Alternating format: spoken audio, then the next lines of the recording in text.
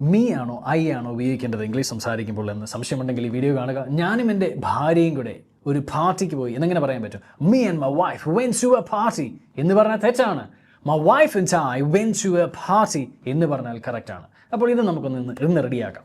എവിടെ ഐ ഉപയോഗിക്കണം, എവിടെ മീ ഉപയോഗിക്കണം? ഇംഗ്ലീഷ് സംസാരിക്കുമ്പോൾ സബ്ജക്റ്റ്, അതായത് ആരെ പറ്റിയാണ് പറയുന്നത്, ഈ സബ്ജക്റ്റാണ് പ്രവൃത്തി ചെയ്യുന്നതെങ്കിൽ ആക്റ്റീവ് എന്ന് പറയും. സബ്ജക്റ്റ് അല്ല, സബ്ജക്റ്റിനോടാണ് പ്രവൃത്തി ചെയ്യുന്നതെങ്കിൽ പാസീവ് എന്ന് പറയും. അപ്പോൾ ആക്റ്റീവായിട്ടുള്ള ഒരു സെൻറ്റൻസ് ആണെങ്കിൽ ഞാൻ എന്നുള്ളതിന് പകരം നമ്മൾ ഐ ഉപയോഗിക്കും. ഐ വെൻറ്റ്, ഞാൻ പോയി. ഐ എയ്റ്റ്, ഞാൻ കഴിച്ചു. ഞാനും വൈഫും കൂടെ പോയി. My wife and I went to a party. എന്തുകൊണ്ട് ഇവിടെ വൈഫിനെ ആദ്യം പറഞ്ഞു, രണ്ടാമത് ഞാൻ വന്നു? അത് നമ്മുടെ സാമാന്യ ഉപചാര മര്യാദയാണ്, എറ്റിക്കറ്റ്.